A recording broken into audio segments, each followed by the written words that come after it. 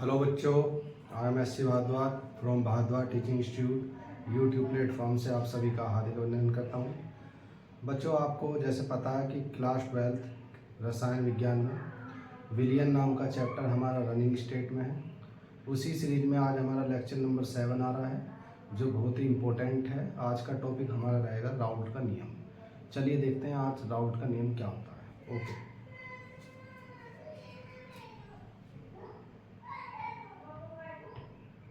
देखिए बच्चे, राउल्ट का नियम देखिए,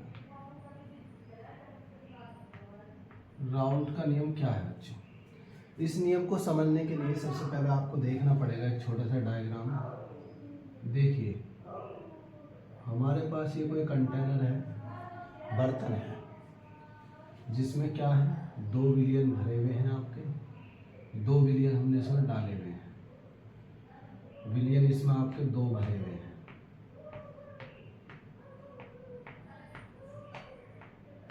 ये देखिए, तो इसमें आपने 2 विलियन मिक्स किए हैं। 2 विलियन इसमें आपके मिक्स हो रहे हैं बच्चों। अब सपोज कीजिए बच्चों, इसमें जो आपके 2 द्रव भरे हुए हैं, एक मान लीजिएगा इसमें आपका द्रव ए है और एक द्रव बी है। तो ये द्रव ए हो गया और ये द्रव बी हो गया। अब जब द्रव ए है तो इसका हमने माना है आंशिक दाब पीए और इसका माना आपने पीबी। ये क्या है, पीए क्या है, ये कुल आंशिक दाब द्रव ए का होगा और ये कुल आंशिक दाब द्रव बी का होगा। इसी प्रकार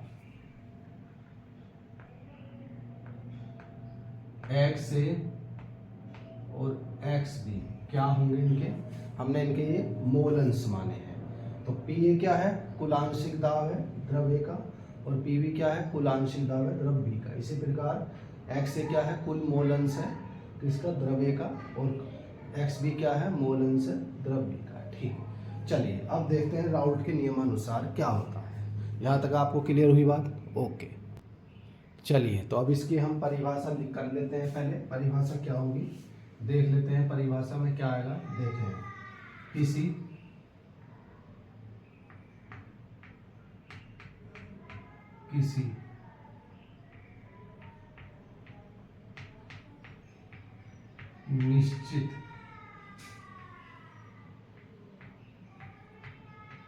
निश्चित ताप, लिखा है बच्चों, किसी निश्चित ताप पर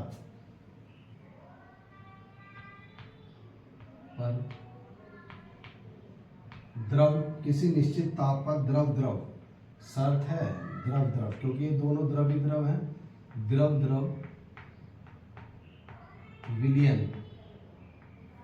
किसी निश्चित ताप पर द्रव विलियन में किसी घटक में किसी घटक का आंशिक दाब, घटक का आंशिक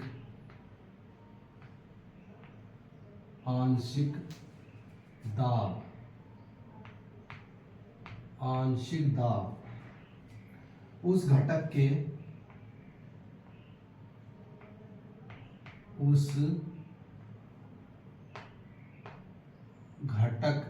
के मोल अंश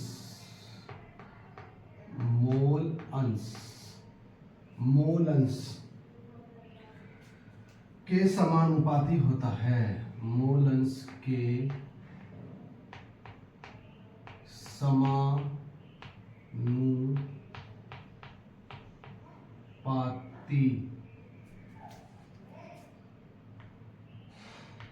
होता है। तो बच्चों, ये राउल्ट का नियम अनुसार है, बात है किसी निश्चित ताप पर द्रव द्रव विलयन में ये दोनों कैसे हैं आपके, ये दोनों द्रव द्रव हैं, ए और बी। तो द्रव द्रव विलयन में किसी घटक का आंशिक दाब उस घटक के मोल अंश के समानुपाती होता है। अब देखते हैं नई लाइन से, इसलिए माना द्रव ए का आंशिक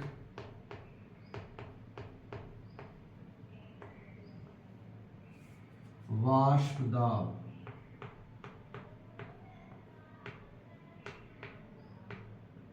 बराबर, क्या माना आपने, द्रव ए का आंशिक वाष्प दाब आपने पी ए माना। इसी प्रकार माना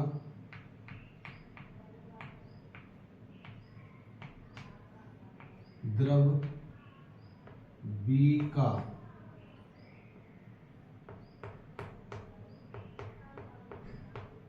आंशिक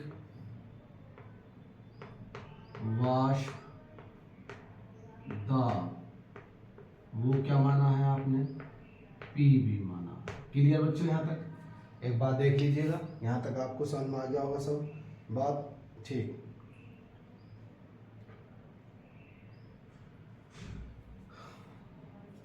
अब द्रव और घटक एक ही बात होती है, माना इसको आप घटक भी लिख सकते हैं, घटक ए का मोल अंश, वो कितना माना है हमने, एक्स ए माना। इसी प्रकार माना घटक बी का मोल अंश, वो आपने क्या माना है, एक्स बी माना। क्लियर यहां तक, ओके। चलिए आगे देखते हैं। अतः राउल्ट के नियमानुसार, अब बात लिखेंगे हम, अतः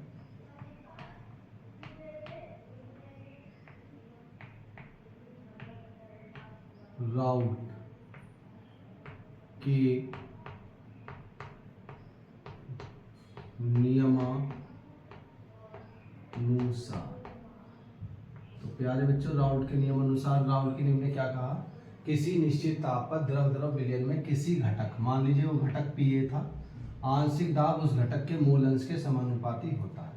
तो क्या हो जाएगा, ये हो जाएगा आपका पी ए समानुपाती एक्स से, और क्या लिख सकते हैं इसे आप, पी ए बराबर पी नोट ए एक्स ए भी लिख सकते हैं। अब ये पी नोट ए क्या होता है, अभी मैं आपको बताऊंगा।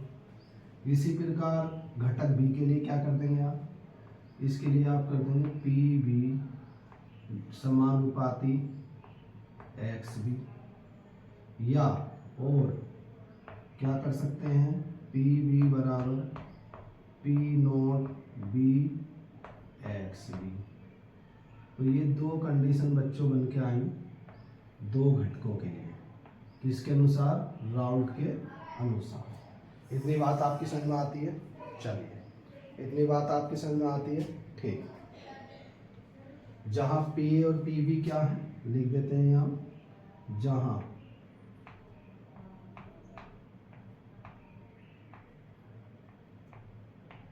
P A naught A and P naught B क्या है, स्थिरांक हैं, स्थिरांक होते हैं। और इन स्थिरांकों को क्या कहते हैं, आप जानते हैं, स्थिरांकों को क्या कहते हैं, स्थिरांक। पी ए नोट क्या होता है, पी नोट ए क्या, विलायक का वाष्प दाब है, ये विलायक का वाष्प दाब, कब, शुद्ध अवस्था में, अवस्था में। ये है विलायक का वाष्प दाब, कब है? शुद्ध अवस्था में। और इसी प्रकार से बी क्या होगा इसमें देख लेंगे, पी नोट बी, इसको विलेय कह दीजिए या घटक कह दीजिए। विलेय घटक का वाष्प दाब, और ये भी किस में है? शुद्ध अवस्था में है। चलिए, तो इतनी बात आपको क्लियर हुई? ओके, चलिए अब आगे देखते हैं। इस नियम के अनुसार ही आगे चलते हैं। चलिए अब आगे देखते हैं। तो इससे आगे देखते हैं, यहाँ हम इसको कर लेते हैं इस तरह से। चलिए, अब इसके अनुसार क्या होगा देखिए। अब यहाँ तक आपको पता लग गया, ये घटक ए का है और ये घटक बी का है। इसे विलायक, इसे विलेय कहा, ठीक। तो क्या होगा?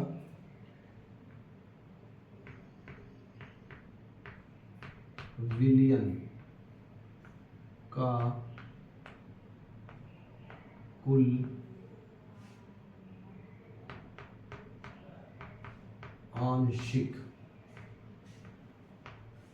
दाब, और उसे बच्चों आप पीएस कह रहे हैं या पीवी कह देते हैं या पीटीवी कह देते हैं, कुछ भी कह देते हैं, पी। तो पी बराबर क्या होगा आपका? क्या होगा देखिए, इसका योग प्लस इसका योग, तो P A plus P B, और पी ए के स्थान पर मैं क्या रख सकता हूँ? P naught A x A plus P B के स्थान पर P naught B x B भी रख सकते हैं हम। तो ये आपका क्या हो गया? पी टोटल बराबर। तो ये रोल्स के नियम अनुसार आ गई, यहाँ तक की बात आपकी समझ में आती है? ओके, चलिए अब नई लाइन में देखिए क्या लिख रहा हूँ मैं? किसी विलयन लिखा बच्चों मैंने, किसी विलयन। आपको यहाँ तक आगे बात सुनना। किसी विलयन में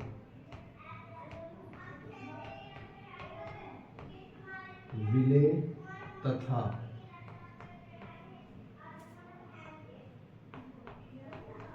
विलायक का मोल अंश लिखा है बच्चों। किसी विलयन में विलेय तथा विलायक का मोल अंश का योग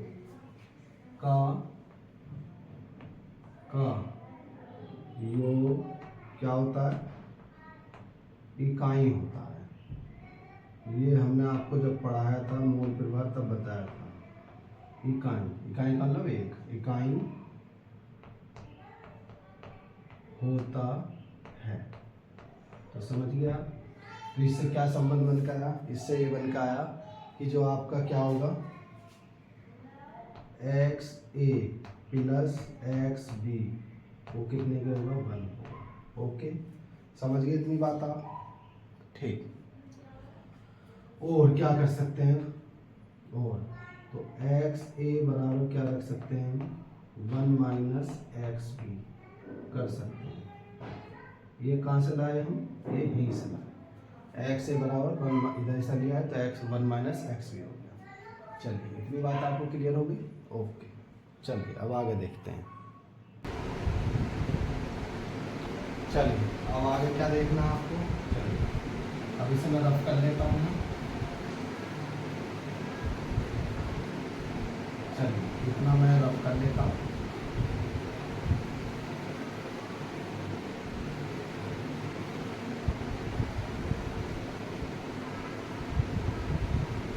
देखिए अब आपको ये पता लग गया। अब अगर हम एक्स ए की वैल्यू यहाँ पुट कर दें इस जगह तो क्या होगा? रखिए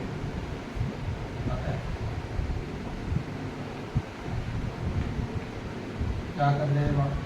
अब रख रहे हैं आप P A equal to P naught A, तो ऐसे ही आएगा आपको। स्टूडेंट ये नोट जो था शुद्ध अवस्था को प्रदर्शित करता है, शुद्ध अवस्था। एक्स ए के स्थान पर क्या रख सकते हैं, 1 माइनस एक्स बी रख सकते हैं। ओके, तो ये आपने कहाँ से लिया, इक्वेशन 1 से आपने ये बना लिया। और क्या कर सकते हैं आप, अब क्या कर सकते हैं आप, और ध्यान से देखिएगा। अब क्या कर सकते हैं, अब कर सकते हैं आप पी ए बराबर, क्या कर सकते हैं, और इस पी ए को क्या मान सकते हैं आप, विलयन का कुल वास्तव भी आप इसे कह सकते हैं, यानी कि इसको भी कह सकते हैं। ठीक, चलिए, तो पी ए बराबर क्या रख सकते हैं आप, क्या हो जाएगा ये पी नोट ए, ओके, पी नोट ए, ओके। इसके बाद क्या करेंगे आप, minus P naught A x x. इतनी बात आपको क्लियर हुई, ओके। और क्या कर सकते हैं आप इसे, पी ए एक्स बी को इधर ले आएंगे, एक्स बी इक्वल टू क्या हो जाएगा आपका ये, अब ये हो जाएगा आपका पी नोट, ओके। चलिए आगे देखते हैं। चलिए बच्चों, देखा आपने, तो ये हमारा यहाँ से सॉल्यूशन हुआ। आपने क्या रखा, एक्स ए की जगह क्या रख दिया, 1 माइनस एक्स बी। इसके बाद P naught A 1 minus P naught A x B हो जाता है ये। इसके बाद आपने क्या किया, पी नोट ए और एक्स बी को धर लिया है, तो P naught A minus P. और अब देखिएगा क्या कर सकते हैं आप इसे, P naught A x B equal to P naught A minus P S भी आप कर सकते हैं। सॉल्यूट का पार्शियल प्रेशर भी आप इसे कह सकते हैं। घटक ए का हमने इसको आंशिक दाब कहा था, तो ये ही घटक ए था हमारा, तो उसका क्या हो गया, सॉल्वेंट का आंशिक दाब हो गया, विलायक का आंशिक दाब हो गया। ठीक, ओके। चलिए, अब इससे आप क्या बना लेंगे संबंध, और क्या संबंध बन जाएगा बच्चों, इससे आपका संबंध बन जाएगा X B equal to P naught A minus P S upon P naught A. ये आपका फाइनल टर्म आ जाता है, किसके लिए, आपके ये आ जाता है रोल्स के लॉ के लिए। क्लियर हो गई आपको इतनी बार। चलिए अब आगे देखते हैं।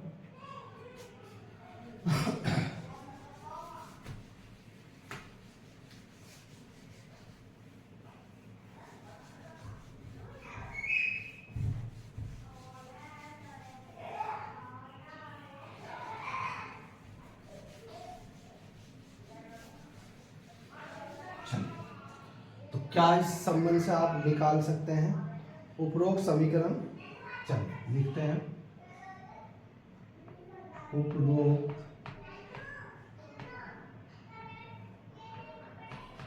समीकरण राउल्ट, लिखा बच्चों मैंने, ये वाली जो समीकरण है आपकी, उपरोक्त समीकरण राउल्ट नियम या राउल्ट के नियम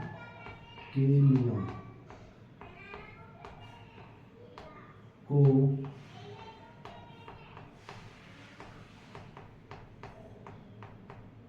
प्रदर्शित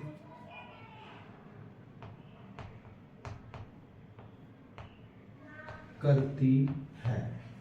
तो जो आपका ये नियम है, जो ये आपका समीकरण आया, इसको कौन प्रदर्शित करती है, ये समीकरण प्रदर्शित करती है। चलिए,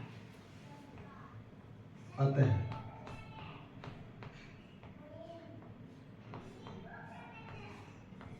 राउल्ट के नियमानुसार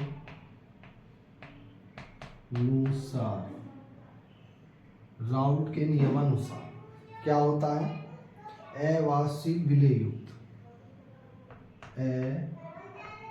अवाष्पीय अवाशील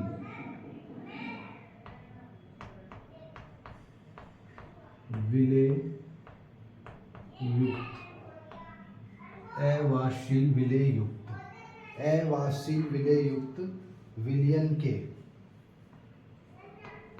विलयन के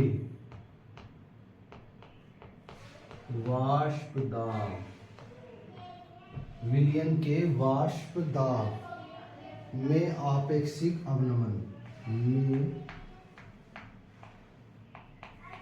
आपेक्षिक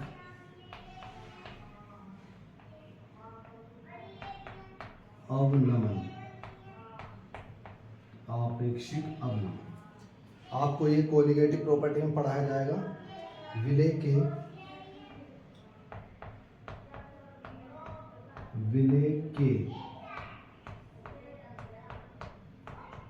मोल अंश, विलय के मोल अंश के बराबर होता है, मोल अंश के बराबर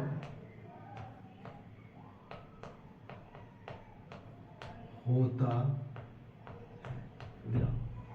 तो बच्चों ये रहा राउल्ट का नियम आपका। अब इसमें आपके दिखा देते हैं ये क्या होता है। P note S, P A क्या है यहाँ, P note S minus P A, ये क्या चीज़ है आपका, ये भी आपको बता देते हैं हम क्या होता है। वाष्प दाब में अवनमन, वाष्प दाब में अवनमन हो गई, ठीक है। ये है आपका वाष्प दाब में अवनमन हो गया। और ये आपका क्या है, P naught A minus P S upon P naught A, ये क्या होगा आपका बच्चों, इसे आप क्या कहेंगे, इसे आप कहेंगे वाष्प दाब में आपेक्षिक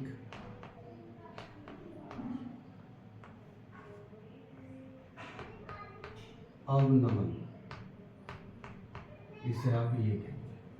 क्लियर, यहाँ तक क्लियर हुई आपको। एक्स ए और एक्स बी आपको मैंने बता दिया था। एक्स ए क्या है, द्रव ए का मोल अंश, और एक्स बी क्या, द्रव बी का मोल अंश। चलिए तो यहाँ तक आप इसे देखिएगा जल्दी से, फिर हम आगे की पढ़ाई करेंगे। तो ओके स्टूडेंट्स, ये आपका रोल्स का नियम था। तो आई होप, मैं ऐसा करता हूँ आप सभी को अच्छे से ये समझ में आया होगा। चलिए अब इसका ग्राफ देख लेते हैं।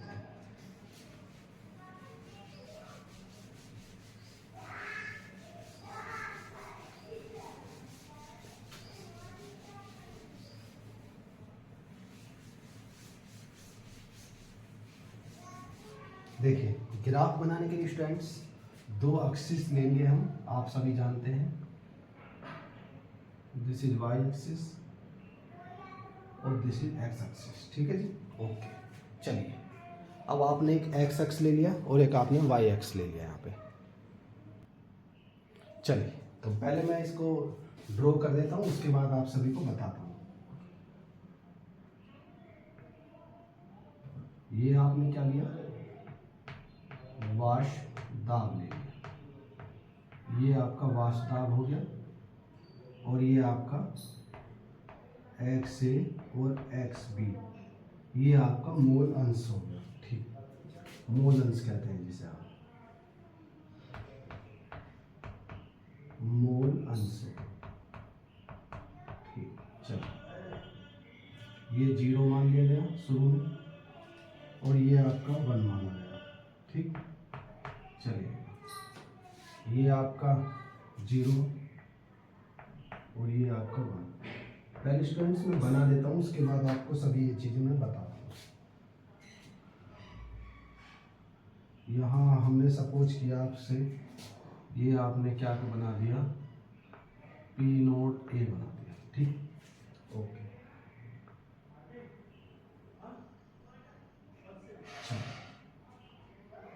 ये सपोज करा आपने, P नोट B लेंगे, ठीक, ओके। तो this is about P note B, okay. This is about total pressure, this is about total pressure, okay.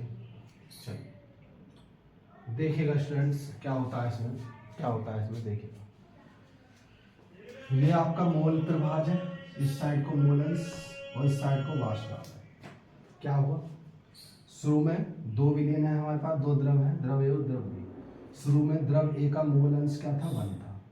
तो अंत में क्या होगा, उसका जो द्रव बी होगा उसका 0 है, क्योंकि आप जानते हैं दो द्रवों का मोल अंश 1 के बराबर ही होता है, 1 से ज़्यादा नहीं होता, इकाई होता है, ठीक। तो द्रव ए का जब मोल अंश 1 है तो द्रव बी का मोल प्रभाज क्या होगा, 0 होगा। तो इसी प्रकार दूसरी कंडीशन में द्रव ए का मोल प्रभाज 0 है तो द्रव बी का मोल प्रभाज 1 होगा, तो ये बढ़ेगा, यानी इधर को क्या होता है, मोल अंश बढ़ रहा है द्रव बी का, ठीक। तो ये आपने पी नोट ए माना शुद्ध अवस्था में, क्या माना, घटक ए का वाष्प दाब है, ठीक। तो यहाँ से क्या हुआ, ये मैक्सिमम हुआ, तो ये कहाँ जाके बढ़ेगा, जब धीरे धीरे मोल अंश घट रहा है तो क्या हो रहा है, वाष्प दाब बढ़ रहा है, मोल अंश बढ़ रहा है। लेकिन वाष्प दाब जब धीरे धीरे ड्रॉबैक होगा तो ये मोल अंश 0 तक पहुँच जाएगा, किसके लिए, घटक बी के लिए। लेकिन ये क्या होगा, इसका मैक्सिमम होगा, ठीक। इसी प्रकार से अब ये आपने क्या माना, पी नोट बी मान लिया शुद्ध अवस्था में, वाष्प दाब घटक बी का, ठीक।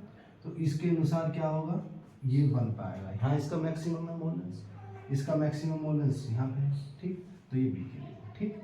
तो ये बी का मोल अंश मैक्सिमम है, ये ए का मोल अंश मैक्सिमम है, तो ये इसका वाष्प दाब, ये इसका वाष्प दाब। तो इसको आप क्या लिख सकते हैं, इसको आप क्या लिख सकते हैं, इसको आप लिख सकते हैं क्या, पी ए बराबर पी नोट ए और क्या कर सकते हैं, एक्स ए कर सकते हैं, ओके।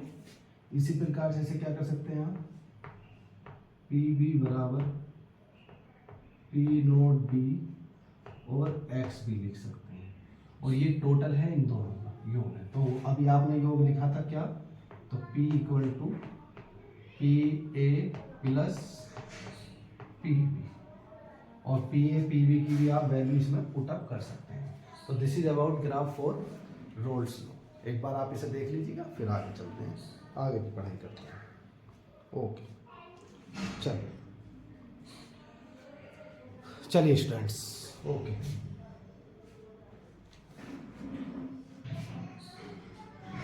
चलिए अब राउल्ट नियम की सीमाएं देख लेते हैं, लास्ट है ये आपका राउल्ट नियम की सीमाएं। राउल्ट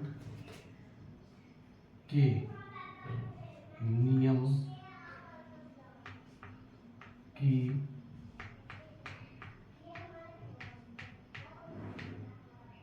सीमाएं, यानी इसकी लिमिटेशंस क्या होती हैं। अब आपको ये देखना है स्टूडेंट्स, तो पहली सीमा देखते हैं,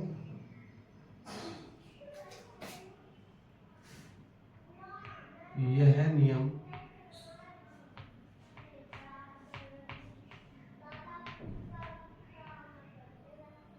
तनु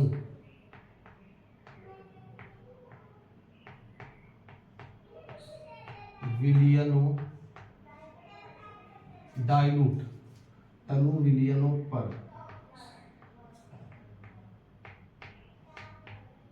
लागू होता है। पहला, तो ध्यान रखें हमेशा ये नियम किस पर लागू होता है, तनु विलियनों पर लागू होता है।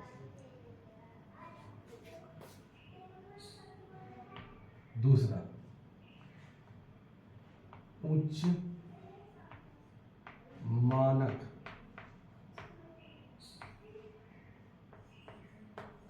ताप व दाब पर, एसटीपी कहते हैं इसे, एसटीपी, एसटीपी इधर लिखिए, स्टैंडर्ड टेम्परेचर प्रेशर पर दोनों द्रव वाष्पशील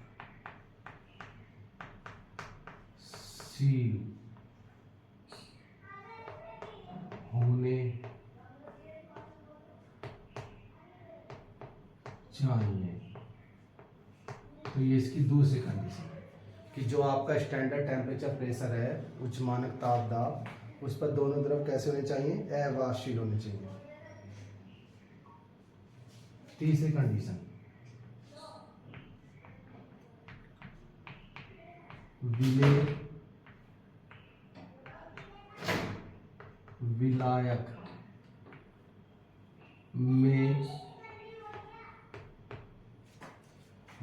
विलायक में घुलकर न तो संगुणित मतलब एसोसिएशन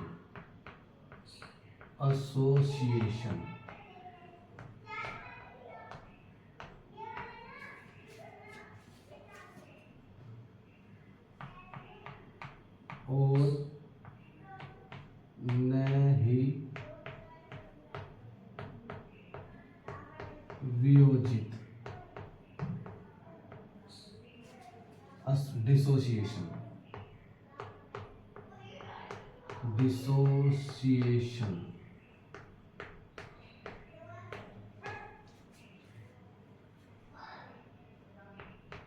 होना चाहिए। तो student, this is about overall routes नियम। तो ये राउट का नियम था स्टूडेंट, इसकी डेफिनेशन, इसका आपको हमने डायग्राम, इसका ग्राफ, इसकी सीमाएं, इसका डेरिवेशन एकदम कंप्लीट कराया है बिल्कुल सरल लैंग्वेज में। तो इसी तरह से अपना complete course UP board Hindi medium में करने के लिए आप हमारे चैनल को सब्सक्राइब कीजिए, लाइक कीजिए, शेयर कीजिए। और स्टूडेंट, इस चैनल के थ्रू आप बिल्कुल फ्री ऑफ कंटेंट प्राप्त कर रहे हैं, कोई आपको शुल्क नहीं देनी है। आज की वीडियो में इतना ही, कल फिर मिलेंगे। Okay, thank you very much.